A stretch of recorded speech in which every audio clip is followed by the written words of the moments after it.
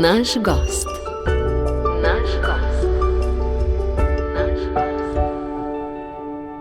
Spoštovani poslušalci, danes v svoji družbi pozdravljam alpinista, jamarja, biologa, dr. Kazimir Drašlar. Dobrodošli. Hvala za povabilo. Čast mi je, da se lahko pogovarjam z vami. Tudi meni, namreč dolga, zanimiva, bogata pot je za vami. In najprej iskrene čestitke ob nagradi za življenjsko delo na področju alpinizma. Kako ste jo sprejeli? Hvala za čestitke. Moram reči, da z mešanimi občutki. Ko se razmišljaš o taki nagradi, potem vedno razmišljaš, to je nagrada za nekaj, kar je bilo narejeno. Pri tem, ko razmišljaš o tem, kaj je bilo narejeno, se vedno sprašuješ, ali je bilo res to vse prav narejeno, ali bi bilo mogoče narediti še kaj več, oziroma ali bi bilo mogoče narediti kakšne stvari tudi boljše na drugačen način. En tak kritičen pogled na pretekle dogodke in... Ja, seveda, odvisno kako gledaš na te stvari, ne? Ali jemljaš, da je preteklost mrtva, v kateri se samo spominjaš in je potem treba še pred tabo toliko in toliko stvari narediti. Odvisno kako posameznik na te stvari gleda. Kako pa gledate na svoje najbolj rosne začetke alpinizma? To so bila 50. leta. Kakšen spomin vam najprej pride na misel, ko se spomnite na, denimo, steno, vrv, alpinistično opremo? To so bile... Jaz sem začel pravzaprav že zelo zgodaj. Meni je hribe odprl oče. In sicer verjetno sem bil prej na Triglavu kot na Šmarni gori. Zanimivo. Ponavadi rečemo, najprej se je treba pripraviti, začeti z nizkimi hribi in potem počasi naprej. Ja, moj oče je imel med vojnama določene izkušnje in potem v prvi priliki me je potem peljal na Triglav. Dobil sem svoje prve prave kvedre, take nakovane. Niso bili moji, sem bil že ta tretji lastnik. Fino so škripali tako. To je bil še čas, ko si od Studenca do Kredarice hodil po snegu. Drugi časi. Potem sem padel v drugo šolo. In sicer sem imel srečo, da sem v gimnaziji padel v razred Pavla Kunaverja in njegove taborniške, planinske, jamarske šole. Tam se je pravzaprav vsa stvar nekako začela, tudi stik z drugim delom družine Kunaver, to se pravi z obema mlajšima sinovoma.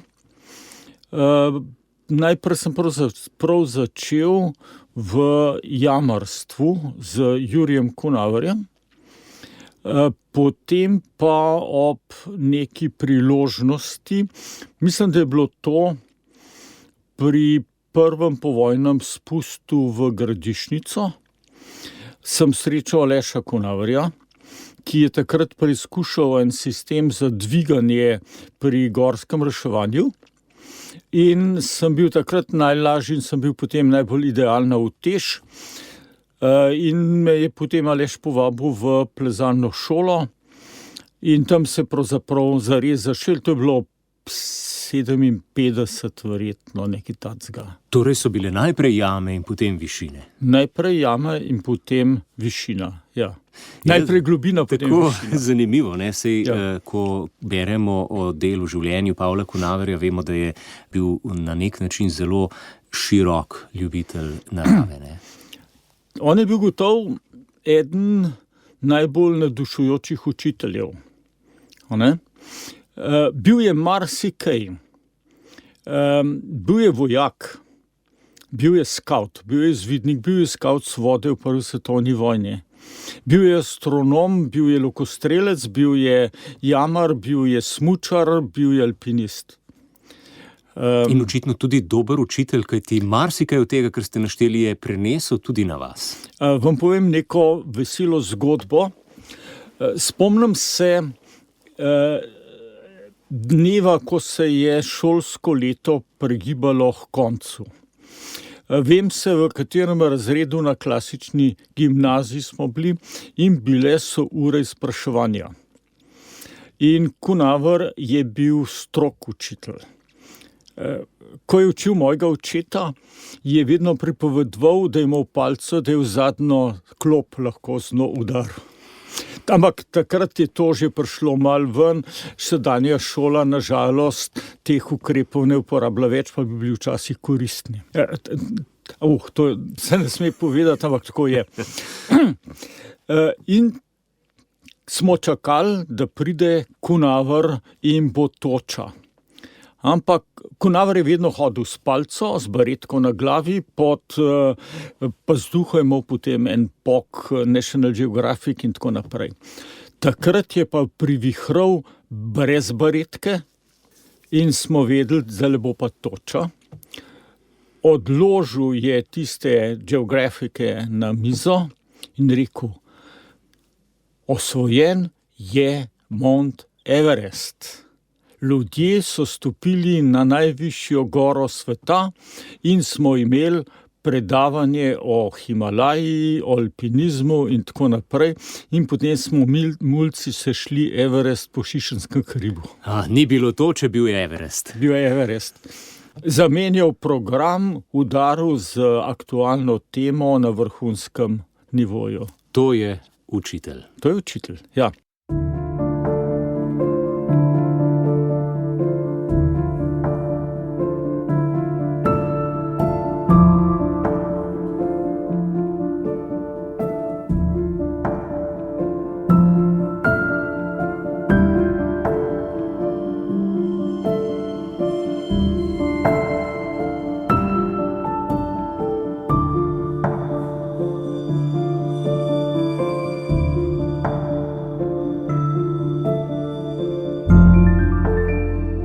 Vaše alpinistično življenje se je potem iz jam preselilo v stene, v višine. Verjetno je bil ravno Pavlov sin Aleš tisti, ki je bil pravzaprav zaslužen za to, ne?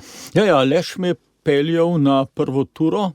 Učil sem se še seveda pri drugih, recimo Marjan Keršič-Belač, ki je vodil takrat zvezdne tečaje, celo vrsta drugih ljudi, ampak z Alešem so se potem nekako bolj povezala. In ne vem, navezala, na vrhu tudi pogosto. Ja, pri Alešu je bil prost drug konc vrvi, ker so večinoma njegovi takratni soplezalci prenehali in potem je tako kot ponudil drug konc špaga in jaz sem to sprejel. Ne? In vrstili so se uspehi. Zadnji problem v Triglavski steni, Sfinga leta 1961. Kakšen imate spomin na to dogodivščino?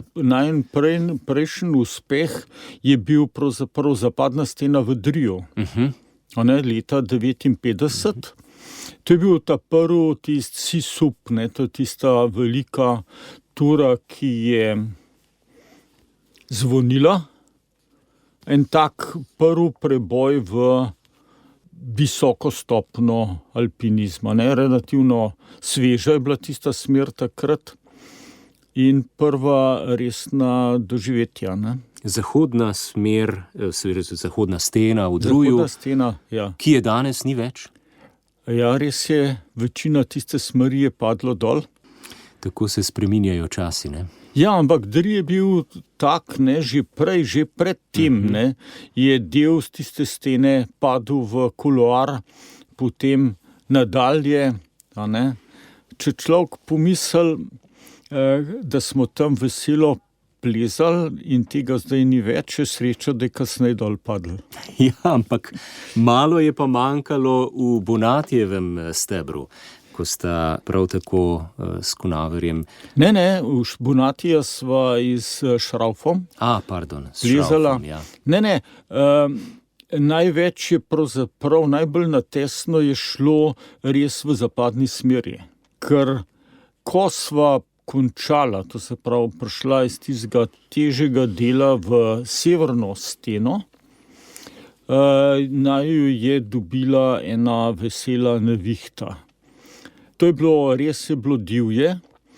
Dri je znan v tem, da je dober strelovod in naju je res celo noč premetavala elektrika tam gor, ker je treskal.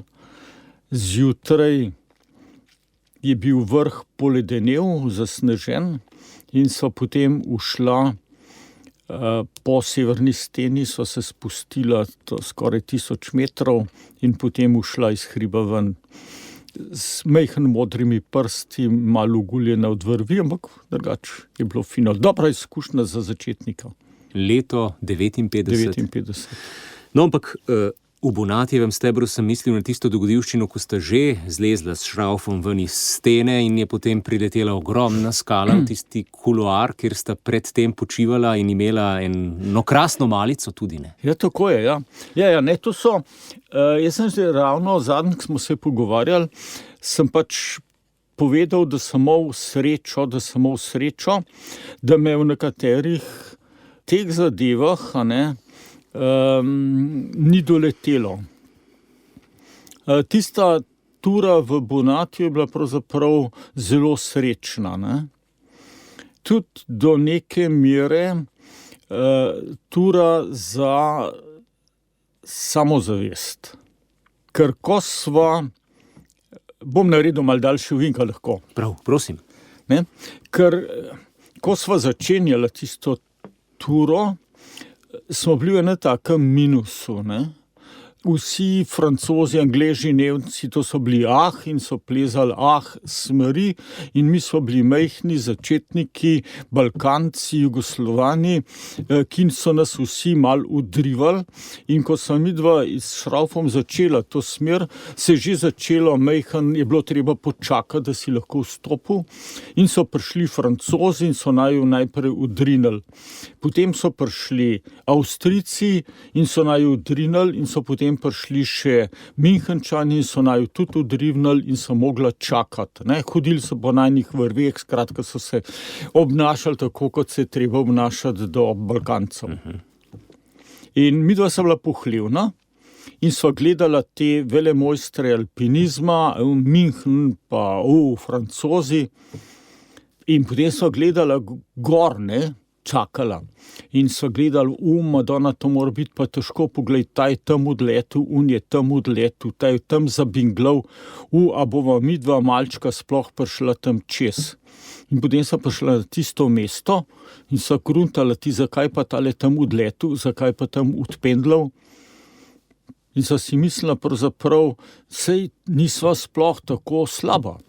Pustili so nama najslabši prostor za bivak, ampak ko so prišla na vrh stene, so imela še vso zalogo hrane, ker takrat sta Tina Mihelič in kompanjero ostala v steni zelo dolg časa in midva sta imela za dober teden hrane s sabo. Zaradi njune izkušnje? Zaradi njune izkušnje in sva našla en krasen prostor, izravnan z obzidjem, z veliko sodre in sva lahko kuhala in pražila in tako naprej.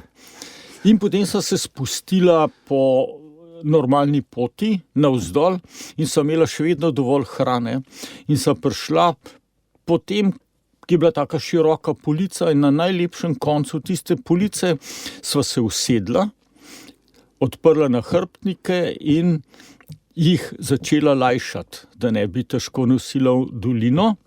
In tam je bilo nekaj nenavadnega. Enostavno nek živalski občutek nevarnosti. Oba so se potem pogovarjala, da so čutila, oprostite, tam vzadej ene take krče, sva spokala in sva se premaknila z tistega čudovitega prostorčka, pa nisem bila 10 metrov stran, ko je prišla kanonada čez in tistega prostorčka enostavno ni bilo več. Torej skalni podor.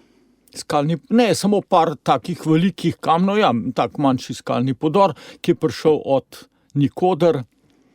Na točno tisto mesto. Točno na tisto mesto, kjer naju na srečo takrat tist hip ni bilo več. Ja, neverjetna izkušnja. Predtem živit vzpon za samozavest, kot pravite. Ja, in potem sva šla v dolino, sva kupila v trgovini na spodnji polici tisto največjo steklenico vina, se spravila za en grm in sva uničila zaloge. Ja, to so cela vrsta takih naključij je, ko rečeš si srečko. Ja, to je pogosto vprašanje alpinistom, sploh tistim, ki jim je dano dočakati takšno starost. Kako to, se sprašujete kdaj, koliko vašim vrstnikom, vašim prijateljem ni uspelo, ni bilo dano, se je njihova pot končala v steni pod njo veliko prej? Dobro je, da glava ni tam, kjer kamen prileti. Ampak to je že bolj vaše področje, zdaj ali področje, kdo to usmerja, ne? Kako sami gledate na to? Imam enega dobrega prijatelja, ki je praktičen katolik. In z njim sva imela v Himalaji zvečer, ki je bil dolg večer, zanimive pogovore o angelih. In sicer so ugotovila, da on je povedal, da angelov je toliko, kar jih je bilo ustvarjeno, ljudi je pa vedno več. Ne? To je bila statistika.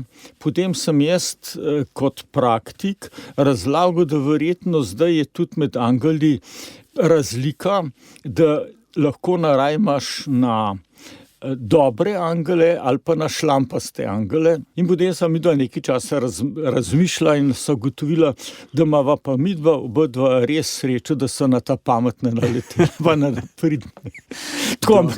Dobre angele, ki so vaju dobro obranili, ne? Recimo, ne. Še vedno velja rek najboljši ali pa dober alpinist, star alpinist. Ja, to je Čopova.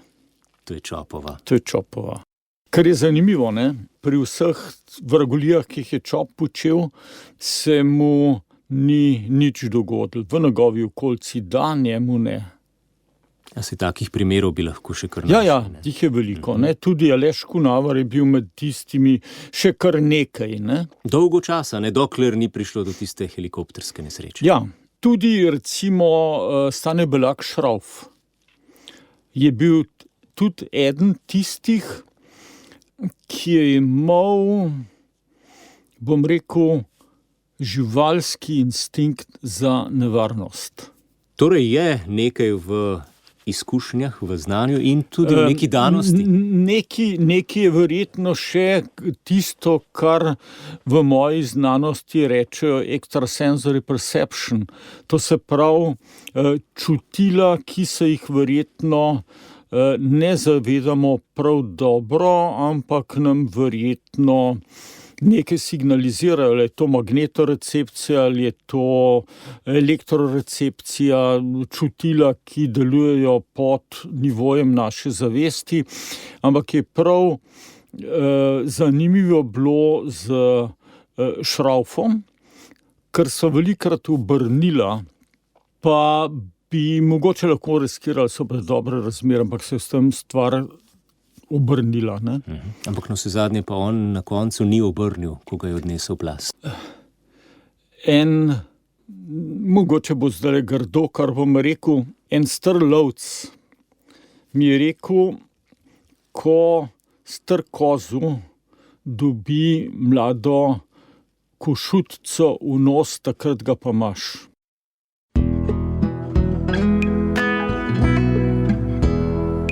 Poslušate podcast Radia Ognjišče.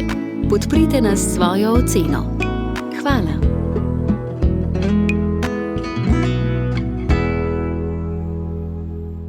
Dr. Kazimir Drašlar je naš gost danes, alpinist, jamar, danes tudi predsednik alpinistične veteranske organizacije, ampak k temu prideva še. Zdajle sva se zadržala pri alpinizmu in tudi marsičem, kar povezuje življenje, alpinizem. Seveda je tudi za vas življenje ob alpinizmu teklo naprej. Kdaj ste se odločili za študij biologije? Jaz sem imatrikuliral leta 60. To se pravi, že zelo zgodaj. Čeprav za samo biologija oziroma živ svet me zanimal že veliko prej. V določenem času sem se prilepil Tonatu Vrabarju na njegovih botaničnih pohodih in sem šel pravzaprav na biologijo bolj kot botanik, tam sem se preleval v zoologa. Zanimivo, ja. Iz pravzaprav vpliva Pavla Konaverja, ki je morda bolj proučeval neživi svet, ste šli v biologijo živi svet in potem od rastlin k živalim. Tako. In od živalih v detajle, to se pravi k čutilnim organom. Zanimiva je tale vaša uvedba vrstične elektronske mikroskopije. Lahko razložite laikom, zakaj gre? Vrstična elektronska mikroskopija odpira svet, ki nam je blizu z elektronsko resolucijo. Ne? Registriramo elektrone, ki se odbijajo iz površine preiskovanega objekta in ta nam daje tako sliko predmetov, kot smo jo navajeni videti. Spravi, gre za neko elektronsko mikroskopsko Gre za elektronsko mikroskopsko tehniko, ki nam ob večji resoluciji kot pri svetlobni mikroskopiji odkriva detajle, ki so pomembni za razumevanje določenih procesov, oblik in tako naprej. Ne? Kaj ste najpogosteje opazovali oziroma katera živalska vrsta vam je bila najbližje? Težko bi rekel, jaz sem nekako vodil ta laboratorij dolgo časa. Poleg tistega, kar je zanimalo mene, to se pravi struktura čutilnih organov pri žuželkah, sem opravljal tudi še servisno dejavnost za vse kolege, ki so imeli določene probleme, raziskovalne probleme ali kakršnekoli druge probleme na področju strukture, pa se niso tako globoko poglobili v samo tehniko priprave preparata in pa samega mikroskopiranja. Tako da od rastlinskih preparatov glihu, rakastih celic, jajčnih celic, spermijev, človeških, živalskih, marsikaj sem poleg tistega, kar me je neposredno zanimalo, najbolj zanimalo seveda še upravo, ne, in na ta način sem se uril v tehnikah, ker več preparatov, več problemov daje več izkušenj in potem višjo kvaliteto. Kako ste kot potem predstojnik katedre za fiziologijo živali, kako peljali svojo pot s hobiji, z alpinizmom in pa strokovno pot? Takrat ste verjetno že svoje udejstvovanje v vrhunskem alpinizmu zaključili, morda še beseda o tem?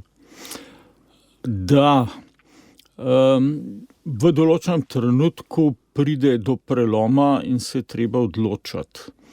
Vrhunskega alpinizma in znanosti in pedagoškega dela se ne da kombinirati. Ne moreš biti takrat, ko si v predavalnici sred stene in sred stene predavati. In pač se je bilo treba odločiti za tisto, kar je imel daljši rok trajanja. Ja, najbrž je k temu pripomogla tudi vaša zadnja odprava, že prej, Annapurna 2. Kaj se je tam zgodilo? Ja, dobro, tisti zmrznjeni prsti, o katerih se običajno govori, so bili potem bolj izgovor, da sem pustil te stvari, kot pravi razlog. Čeprav imam posledice, to se pravi ne samo amputacije, ampak tudi recimo en prst v mrazu ne funkcionira in tako naprej. Na roki? Ja. Ne, takrat je bilo To so bila tudi učna leta, ne samo učna leta alpinizma, ampak tudi učna leta ekspedicijske medicine. Jaz sem imel to srečo, da je bil zdravnik na tej odpravi doktor Jože Andlovc, ki me je lepo oskrbel in sem odnesel z minimalnimi posledicami, lahko bi bilo več. Je bilo pa kar boleče, ampak spet vam lahko povem eno zgodbo, a ne. Moderni zdravniki tega ne znajo, ne. Ko me je poštical te prste, je bilo tam v eni ropotarnici, operacijska miza, so bili zaboji prekriti s prstom in potem je bilo malce nenavadno, ko je naslednji jutri kolega vse skupaj v eni košari, tiste kose kože in tako naprej zabrisal kurnik. Kasneje mi je doktor povedal, da je, ko je en kos enega mojega mesa padel na tla, je iz kota preletela podgana, pa ga nesla v tisto luknjo. In potem ostali so bili celi in jaz sem se smilil samemu sebi. Potem smo prišli pa v Benares, v Varanasi, smo si ogledali pač tiste zadeve in sem fotografiral tam en tak prizor in sem potem začutil tako ob desni nogi, še zdaj čutim, eno drgnenje in potem se seveda takoj pogledaš, a ne, zdajle je to, te bodo ukradli. In sem zagledal tako v višini pasu en zelo lep moški obraz z brki, ki je držal v ustih tisto beraško skodelico. In ko sem pogledal malo bolj, sem videl, da je torzo brez rok in brez nog. Potem sem segel v žep, pobral ves drobiž in ves denar, ki sem ga imel pri sebi, natresel v tisto škodelico vse, kar sem imel pri sebi, sem dobil en lep pogled in je kot črv se odplazil, jaz sem bil v hipu pozdravljen. Dobra zgodba, ne? Dobra zgodba.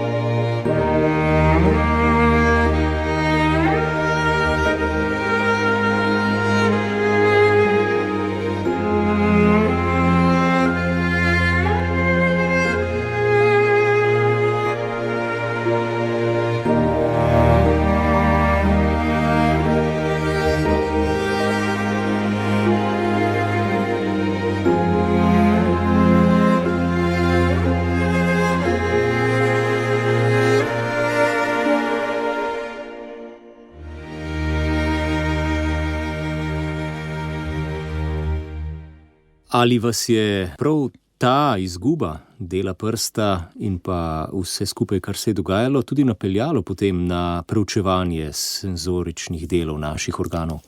Ne, takrat sem bil že kar precej utopljen v to zadevo. Padel sem v laboratorij, ki se je začel razvijati. In sem imel dva učitelja, enega, ki je nažalost umrl leta 68 in sem se potem jaz usedel na njegovo mesto. In pa potem seveda profesorja Gogale, ki je bil pravzaprav nekaj starejši in sem ga poznal še iz Kunavrjevih časov. In ta laboratorij je delal na senzoriki, na vidu, na mehanorecepciji, tako da sem potem seveda takrat bil že malce noter, takrat bolj na strukturi, potem na funkciji, ampak sem bil že vmešan. Zanimivo, ampak potem se vam zgodi ena taka stvar, ki jo lahko na lastni koži začutite, pravzaprav proučujete, ne? Ja, bilo je zanimivo, ne? Izkušnja je bila vsekakor dobra. In jaz sem potem lahko tudi v pedagoškem delu velikokrat uporabljal te prave izkušnje. Ne tisto, kar prebereš v knjigi, ampak te prave izkušnje. No, jaz sem prebral, da ste radi tudi veliko predavali o vplivu višine na človeka. To je bilo pravzaprav stvar moje lenobe. Zaradi tega, ker predaval sem med drugim tudi fiziologijo človeka. Poleg primerjalne fiziologije živali, dela fiziologije čutilnih sistemov, mi je padla tudi fiziologija človeka. Tisto je bilo pravzaprav vezano na učbenik in potem sem bil primerno len. In sem potem naredil tako, da sem razdelil posamezna poglavja študentom, da so iz tega pripravili seminarije. Jaz sem se pa lotil povezovalnih tem. In ena od takih zanimivih povezovalnih tem je bila tudi hipoksija. Ampak pri hipoksiji si takoj naletel na fiziologijo presnove, pa mineralov, in naenkrat se je to pokazalo kot velika tema. Ne? Potem sem se lotil tudi nekaterih zgodovinskih povezav, ki so me fascinirale. Naprimer? Mogoče ne veste, ampak že leta 1919 je nek angleški fiziolog napisal in objavil, zdaj je članek dostopen v mreži znanstvene literature, da je mogoče splezati na vrh Everesta brez dodatnega kisika. Leta 1919. Zakaj je bil potem tak cirkus, ko je Messner prvič to dosegel, ker menda so se takrat spraševali vsi, vključno strokovnjaki, zdravniki, kaj bo z njim oziroma z njima, s Petrom Hablerjem, ki sta skupaj z letom gor? Ja, to je tista stvar pozabljenja. Ne? Ta človek Kelas se je pisal, je sicer umrl na rekonesans odpravi leta 1921, ampak Angleži so bili že leta 1924 na višini 8500 metrov brez kisika. En dan pred tistim pohodom Irvina pa Malloryja, ki sta šla s kisikom, ampak Norton je bil takrat 8500 metrov, slika je, kjer je Norton pred kuliso vrha Everesta na severni strani, brez kisika, s klobukom in kamižoli. In očitno to ni prodrlo v zavest. Ni res. Ta slika je objavljena v knjigi Himalaja in človek, ki sta jo Levstek in kolega spisala v 50 letih. In je ta podrobnost notri omenjena? Ne, podrobnosti ni, slika je Slika noter. je, ja. Članek je bil pa dolg časa skrit v arhivu Mountain Cluba. In potem naenkrat ugotoviš, naletiš potem v literaturi na to zgodbo, na In potem sem si ta članek preskrbel, sem ga prebral in potem vse te zgodbe so lahko vedno fantastična kulisa, ko pripravljaš predavanje, kot primer, kako včasih se si umljamo toplo vodo. Pa ni šlo za to, da bi si samo snel masko, nista imela s seboj kisikovih bomb. Ne, Angleži so imeli kisikove aparate že leta 2022. Vse te stvari s hipoksijo niso bile neznanka. O vplivu višine vemo že iz perzijskih zgodb, iz Hindukuša, hindujska smrt. So pa res, Hilariju priporočili, da nas sname maske, ker lahko umre. Še mi smo imeli nemške letalske diagrame in smo potem gledali pri 6000 metrih si v 1/4 ure v nezavesti, potem pa ugotoviš, da se lahko skoraj pri 7000 metrih mirno sprehajaš in da je bilo zame pravo olajšanje, ko sem na Napurni snel masko in se nisem več matral s tistimi ventili in pa pomanjkanjem kisika. Kje ste bili najvišje? Najvišji sem bil na Napurni, 7900 pa Drobiž. Na pragu 8000. Ampak višji od 26 000 čevljev, to se pravi, sem še tiger. Aha, Ali že tiger, no. to je definicija Ja, po angleških merah. človeka, ki preseže 26 000 čevljev. 1000 feetov, ja. Aha, no, zanimivo. In S tem, občutek je bil tam gor kakšen? ko sem snel masko fin, ker mi smo bili kekci, ne, v mnogih teh stvareh. Predstave so bile pač take, kot smo jih imeli iz knjig. To je bila lastna izkušnja. Ampak vemo, da ljudje zelo različno prenašamo višino, smo različni tudi tu. Ne? Nekdo bo imel že pri 4000 metrih nadmorske višine znake višinske bolezni. Ja, se je poznano, da je na Valoju zdravnik ene odprave pri meritvah višine Mont Blana umrl zaradi pljučnega edema. Se pravi, ni pravila, odvisno je od organizma, ne? Ni pravila. In včasih ljudje, ki so daleč od alpinizma in ki niso trenirani, prenašajo višino kot nič in nekateri trenirani alpinisti pač ne prebijajo določenega plafona.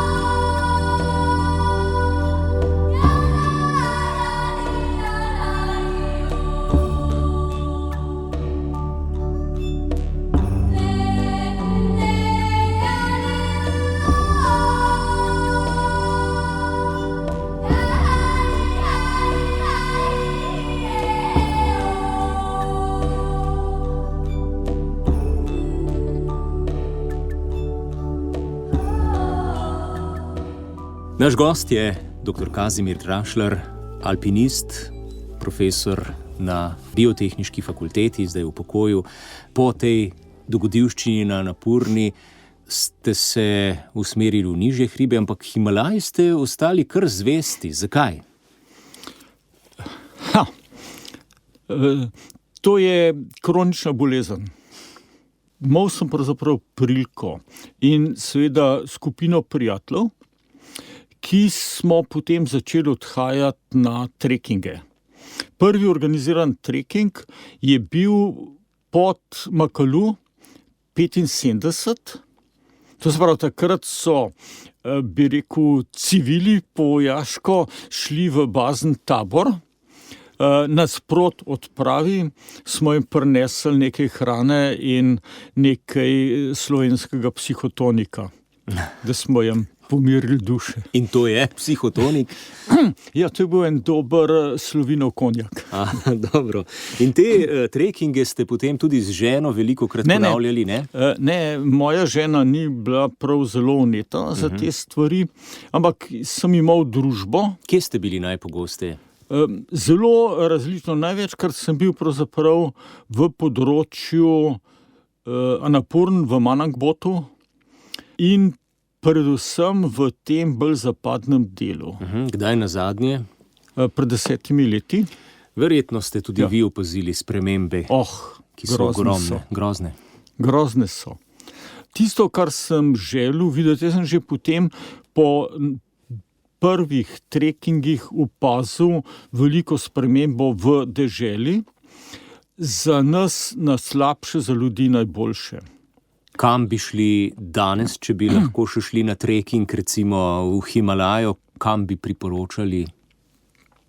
V en konc, ki je bil do včeraj zaprt in ki je še prvobiten. Ampak to prvobitnost je treba znati uživati. Najbolj elitno pravzaprav od teh trekingov je bil treking v Mustang. Mustang je bil zaprt, absolutno zaprt. Bil je kraljevina znotraj kraljevine Nepal in si smel, saj v tistih časih, jeti tja samo z moštvom in pa v spremstvu zveznega oficirja, ki ga je določila vlada. Zdaj je tja mogoče. Zdaj se peljete z motorjem ali pa z avtobusom. Ampak je presenetljivo, ne, ko gledaš te posnetke na YouTubu, kjer se tam še vedno srečujejo motoristi z čeladami, ki delajo selfije, ne, in pa okolica in ljudje, ki so taki kot pred 50-100 leti. Torej je še delček tiste prvobitne nepalske. Za vogalom. Za vogalom. Za vogalom se vidi. Mi smo videli še zračne pogrebe. To je bil način odstranjevanja trupel, kjer so pokojnika razkosali in dali na razpolago jastrebom. To je bil zračni pogreb. Videli smo mesto, kjer se to dogaja. Bili smo v nekem samostanu, kjer so menihi odšli, da so opravili ta posel. Tega zdaj ni več, ker so jastrebov ni. Bili smo na sprejemu pri gospe kraljici Mustanga. Kakšen je bil ta sprejem? Veličasten. Gospa, ki je izžarevala vso eleganco in visokost.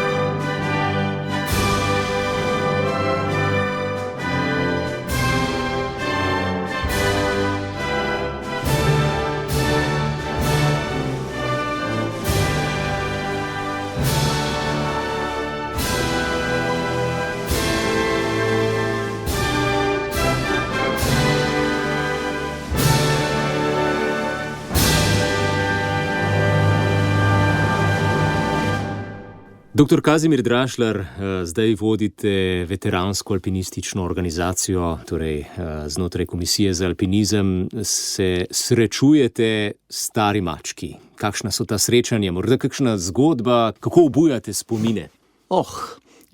Zlobno rečemo to AO starček. Ne, čist zares, veteranska organizacija je sedaj del planinske organizacije, kjer se pač ohranjajo vsi tisti spomini in predvsem vsa tista znanja, da ne grejo v pozabo. Pred 45 leti so to zasnovali kot druženje alpinistov, ki so v alpinizmu pustili sled. In če bi vas vprašal, kateri vzpon, katera dogodivščina v steni je bila tista, za katero sami štejete, da je pustila največjo sled, je bila to Svinga? Ne, bil je le ta prvi vzpon v Zapadni, v Driju. Ker ga ni mogoče več ponoviti. To res, ne. Ampak tudi Svinga je bila tak zadnji problem severne Triglavske stene, se reče, ne? Ja, zdaj jo mladiči prešvigajo. Vsekakor. Vidva pa sta tam s Kunaverjem menda tudi pekla slanino. Takrat, veste, ko gledam zdaj te vzpone, imajo take vrečke in v tistih vrečkah čarovnijo, ne? Mi so bili še na špeh pa čebulo. Poslušate podcast Radia Ognjišče. Obiščite našo spletno stran in poiščite še druge zanimive vsebine. Seveda se mi vedno poraja ob taki častitljivi starosti, kako pravzaprav preživljate čas še vedno aktivno, s čim se ukvarjate. Vem, da ste tudi zelo dober lokostrelec. Starosti primerno. Ne, vse zgodba se vleče od Kunaverja. Ste že omenili, da je tudi on strelec? On je bil lokostrelec in zanimivo je, mnogim ljudem sem pokazal fotografijo članov prve jugoslovanske himalajske odprave na Trisul. Tam so v Planinskem muzeju tista slika, pa še marsikateri knjigi. Na tisti sliki je Aleš Kunaver, ki drži v roki lok. Torej se je tudi to navdušenje preneslo na vas? Ne, prvi lok sem dobil še veliko pred Kunaverjem od strica, ki mi ga je naredil. Kaj je pomembno pri streljanju z lokom? Mirna roka gotovo? Samo možgani, tako kot pri alpinizmu. Kako ohranjate zdravo glavo, čisto glavo, jasne misli? Ne vem, to je verjetno stvar genetike. Verjetno pa tudi tega, da se ne ustaviš, ne. Zanimivo, smo pokopali enega od nestorjev alpinizma, Rada Kočevarja. In ko smo se nazadnje srečali, bil je že pri 96, je rekel, važno je samo, da se ne ustaviš. In on se res ni, ne?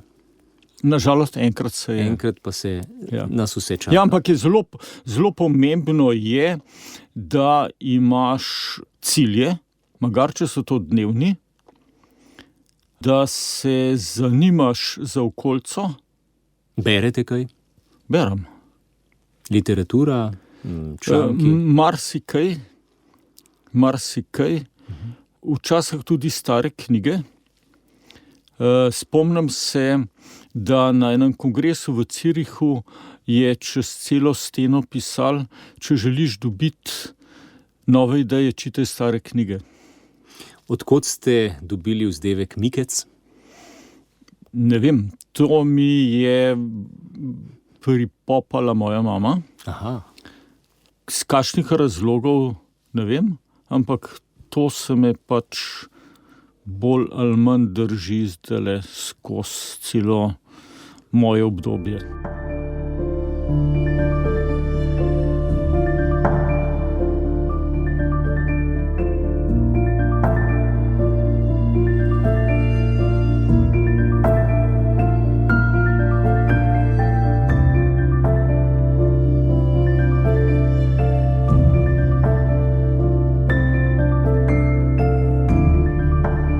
Ko ste rekli, gospod Kazimir, da je pomembno si postavljati cilje, kakšne pa si postavljate dnevne, kaj si recimo še postavite za cilj, še kaj zaidete kam v višji svet, v gore? Leta po 70. so bila v zdravstvenih razlogih malce težka, ampak sem se vrnil. Prav zelo visoke zadeve niso več dosegljive, niti smiselne. Hodim še vedno okoli, imam veliko hobijev, imam prijatelja, s katerim hodiva streljati z lokom, bolj filozofsko. Udeležujem se še strelskih turnirjev, tukaj imam načrte, še rad zaidem v kakšen konec, ki mi je bil v hribih ljub. Ker višina ne igra toliko vloge. Ja, zelo veliko stvari je v Karavankah, Martuljk, Planica, tako da smučam, tako da kolikor gre, ne smeš se ustaviti. Hvala lepa, gospod Kazimir Drašlar. Jaz želim, da bi bilo teh trenutkov v vam ljubih koncih v gorah, pa tudi ob prijemu zalog še veliko. Hvala za to, da ste bili naš gost in vse dobro. Hvala vam, da ste me bili pripravljeni poslušati. Naš gost.